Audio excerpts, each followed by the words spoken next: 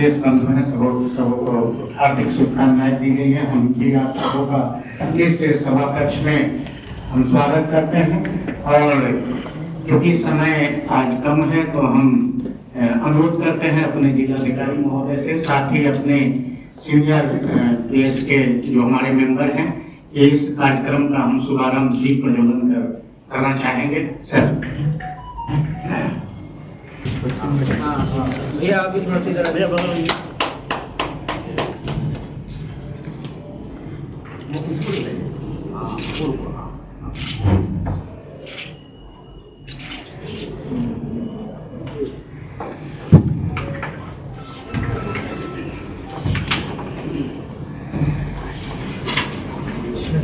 और आज 59वां प्रेस दिवस हम यहाँ मना रहे हैं और प्रेस परिषद एक स्वायत्त संवैधानिक और अर्ध न्यायिक संस्था है और ये प्रेस की आजादी बनाए रखने के लिए तथा इसके मानकों में सुधार तो इसके लिए सदैव कार्य करती रहती है।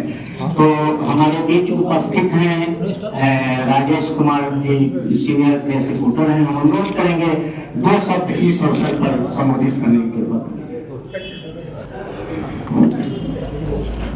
मेरा नाम राजीव सिद्धार्थ है, मैं आज तक यहाँ काम करता हूँ। सबसे पहले सभा पदाधिकारी महोदय और हमारे सहयोगी साथियों पहले हार्दिक शुभकामनाएं, बधाई।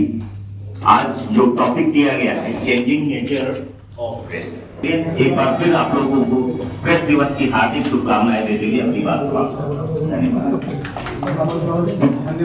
जैसा कि हम जानते हैं इलेक्ट्रॉनिक मीडिया से सबों को इस अवसर पर हार्दिक बधाई। प्रेस दिवस पर हमारे जितने भाई बधाई।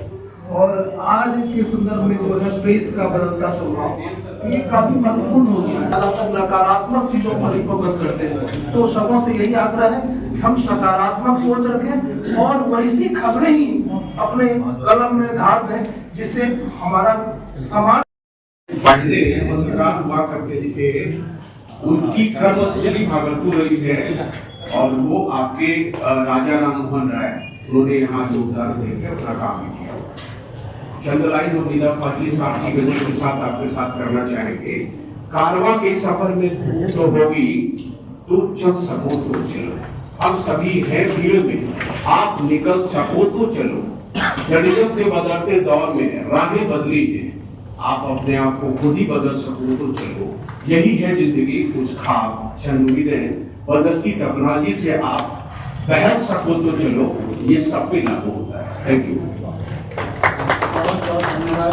जो है छीनने का प्रयास होती है और जब हम लोग जबकि जो भी प्रेस मीडिया से जुड़े हुए व्यक्ति हैं कड़ी मेहनत करते हैं, धूप हो या बारिश हो, कहीं न कहीं जो है प्रशासन के बीच या सरकार के बीच एक कड़ी का काम करती है, लेकिन कभी कभी उपेक्षित भी महसूस होना पड़ता है। जब मीडिया के लोग जो भी बातें नकारात्मक कोई कार्य करते हैं या छापते हैं या सकारात्मक होती है तो वहां तक तो ठीक होती है, लेकिन नकारात्मक जब होती है तो कहीं न कहीं उपेक्षित करते हुए उन पर जो है केस मुकदमा अन्य चीजों से डराया धमकाया गया भी जाता है। तो हम चाहेंगे कि यदि इस तरह की कोई कार्य हो, जिला प्रशासन महोदय से भी हम निवेदन करना चाहेंगे कि इस तरह जो हमले होते हैं, कहीं केस मुकदमे फंसाने का जो साजिश रचा जाता है या तो इसे धमकाया जाता है, तो इस पर भी ध्यान आकृष्ट करना चाहेंगे। और विशेष कम समय को ध्यान में रखते हुए मैं तमाम महोदय को और प्रेस मीडिया महोदय को मैं पुनः हार्दिक बधाई और शुभकामनाएं देता हूँ।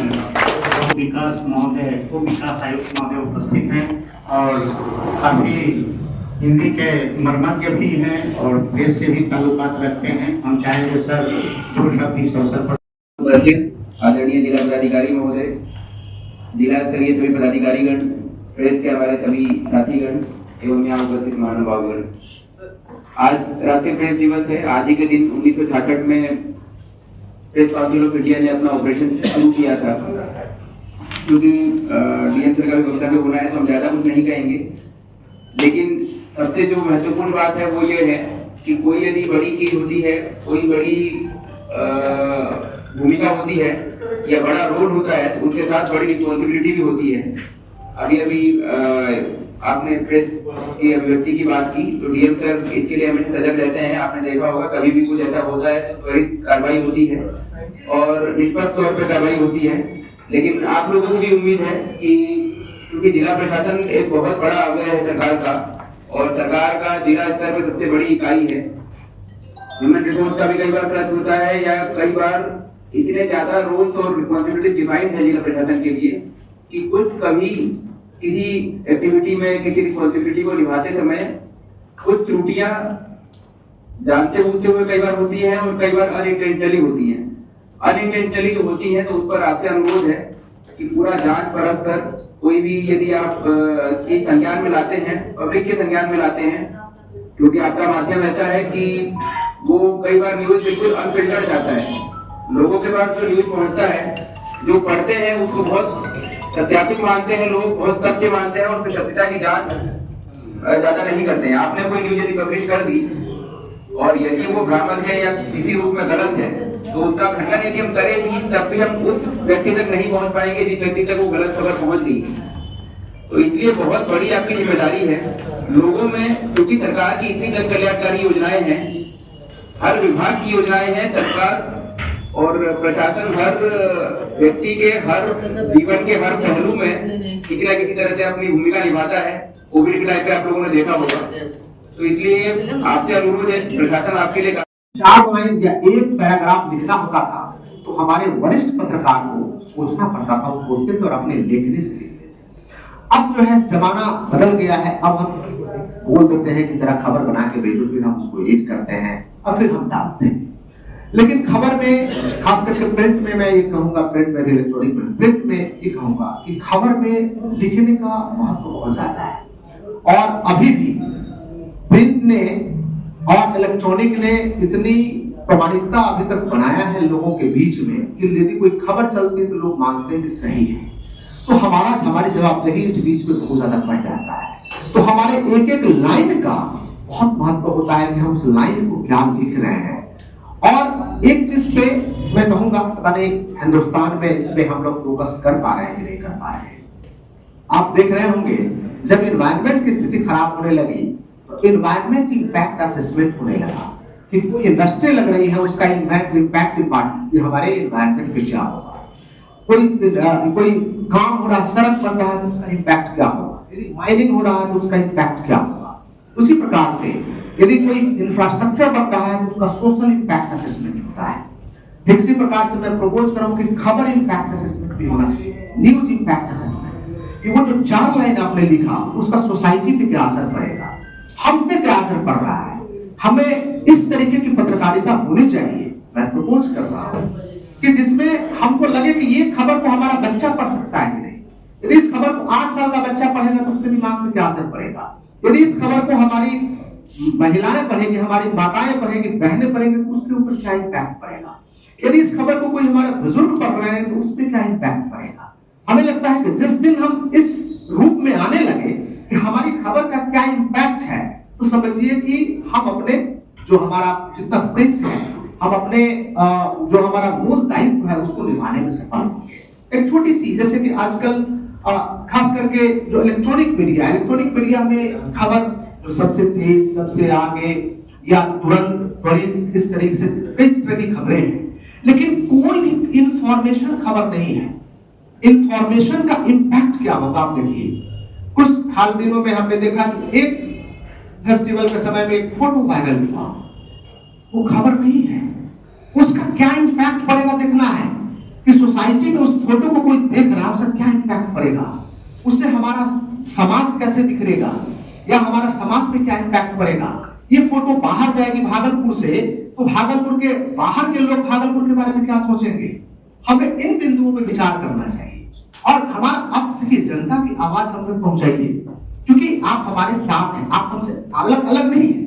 जितने प्रेस है हमारे साथ है, यहाँ के लोग काम कर रहे हैं, कोई हम सेवा कर सकते हैं जनता को, वो हमें आप पहुंचाइए कि साहब यहाँ कमी रह गई है, हमारा पूरा एडमिनिस्ट्रेशन का ट्रांसपेरेंट है और सारे अधिकारी लगे रहते हैं अपना काम करने के लिए, वो हम करेंगे। लेकिन एक चीज पे विचार करने की आवश्यकता है, और मैं खास करके यंगस्टर से अनुरोध करूंगा, क्योंकि यंगस्टर बहुत सारे आए हैं, उन्हें अपने जो सीनियर जर्नलिस्ट हैं उनसे सीखने की जरूरत है। मैं सीनियर जर्नलिस्ट से अनुरोध करूंगा कि लोग का ट्रेनिंग प्रोग्राम कराएं, ट्रेनिंग प्रोग्राम में कि क्या करना है क्या नहीं करना है। अगर यूपीएससी का एग्जाम लिखते थे तो उसमें एक जरूर कहा जाता है क्या नहीं पढ़ना है वो ज्यादा इंपॉर्टेंट है क्या पढ़ने से। ठीक वही उसी प्रकार से क्या नहीं लिखना है वो ज्यादा इंपॉर्टेंट है लिखने से, क्योंकि एक बार कलम कहीं चल गई तो वो कलम हजारों और लाखों लोगों की मानसिकता पे एक प्रिंट छोड़ जाता है। तो उस प्रिंट को हम बहुत सोच समझ के करें, ताकि कल होकर भी कोई उंगली नहीं उठाए, अरे ये तो ऐसा ही है, अरे इसको पेज को नहीं पढ़ना, ऐसे लिखता है। कालांतर में आप सभी लोगों ने देख रहे होंगे कि कुछ जो अखबार है, मैं बिना किसी को फेवरेटिज्म करते हुए एक दो अखबार का मैं नाम लूंगा। द हिंदू अखबार है, द हिंदू एक न्यूज़पेपर है, इंग्लिश मीडियम में छपता है। यूपीएससी की प्रिपरेशन करने वाले और इंडियन एक्सप्रेस भी मैक्सिमम लोग उस दो अखबार को जरूर लेते हैं, क्योंकि उनकी एक प्रामाणिकता है। तो हम लोग उस स्तर पे निश्चित रूप से हिंदी माध्यम के काफी अखबार हैं जिनकी बहुत प्रामाणिकता है, लेकिन हम लोग उस दर्जे पे अपने आप को इवॉल्व करें, ताकि यदि खबर लिख गई तो लोग समझे कि नो ये फाइनल है। हम लोग उस, और पहले होता था, अभी भी हो रहा है कि कहीं कोई बात आई, कोई इंफॉर्मेशन आया, इंफॉर्मेशन पे एक व्यक्ति का पक्ष है, दूसरा पक्ष है, सामाजिक पक्ष है उसका, और उसका क्या इम्पैक्ट होगा, जो हमारे सीनियर जर्नलिस्ट हैं करते भी है कि क्या इम्पैक्ट होगा, प्लस एडमिनिस्ट्रेशन का पक्ष है या गवर्नमेंट का कोई पक्ष है, सबको डाल करके जो समालोचना होते हैं, एक आलोचना होता है, एक समालोचना होता है। समालोचना मींस क्यूमुलेटिव, और हम लास्ट में कंक्लूजन देते हैं। तो समालोचनात्मक तरीके से यदि कोई बातें होती है तो हमारी सोसाइटी के लिए बहुत बेहतर होगा, और हमारे एडमिनिस्ट्रेशन के लोगों की भी आंखें खुलेगी कि नहीं हमें ऐसे ऐसे करना है। तो ये मैं जरूर आप लोग सभी लोगों से अनुरोध करूंगा। दूसरा कि तो खबर हमारा ट्रांसपेरेंट, खबर में ये कभी नहीं लगे कि इंटेंट इनका क्या है, कई चीजें समझ में आ जाती है। हम सभी लोग कालांतर पे बड़े होते जा रहे हैं। आज से 10 साल पहले जो ओपिनियन था हमारा कुछ चीजों के बारे में अलग था, आज हमारा ओपिनियन बदलता जा रहा है। तो कभी ऐसा नहीं हो कोई किसी के बारे में कोई अलग ओपिनियन क्रिएट हो कि नहीं ये तो ऐसा है, ये तो ऐसा है, इसलिए कुछ चीजें नहीं हो। ऐसे तो सभी जो लोग भी यहाँ सभी लोग बैठे हैं इस हॉल में दिन रात मेहनत करते हैं, और मैं देखता हूँ चाहे हमारा इलेक्शन रहा हो, चाहे हमारी आपदा रही हो, बाढ़ रहा हो, चाहे हमारा फेस्टिवल रहा हो, या हमारा कोई भी कार्यक्रम रहा हो, तो आप सभी लोगों ने कंधे से कंधे मिला करके, श्रावणी मेला कितना बड़ा मेला, श्रावणी मेला, आप सभी लोगों ने कंधे से कंधे मिला करके हमारे साथ, हमारे प्रशासन के साथ दिया है। मैं तहे दिल से सभी लोगों को शुक्रिया अदा करता हूँ, धन्यवाद देता हूँ कि आप सभी लोग हमारे साथ रहे हैं और हमें सहयोग किया है। और आपसे अपेक्षा है कि हमारा मकसद एक ही, हम सबका मकसद है जनता का कल्याण, और उसमें जितनी सेवाएं हम डिलीवर कर सकते हैं, आप हमारी आंखें खोलिए, जहां कहीं भी हमें लगता है कि यह हमारा पार्ट त्रुटिपूर्ण है, आप हमें बताइए, हम उसको दुरुस्त करने का प्रयास करेंगे, हम उसको मजबूत करेंगे। और आप सभी को पुनः इस अवसर पर शुभकामनाएं, बधाई देता हूँ। बहुत बहुत धन्यवाद। हमारे बीबी सदन के प्रभारी और हमारे सिविल सर्जन साहब और जितने भी इस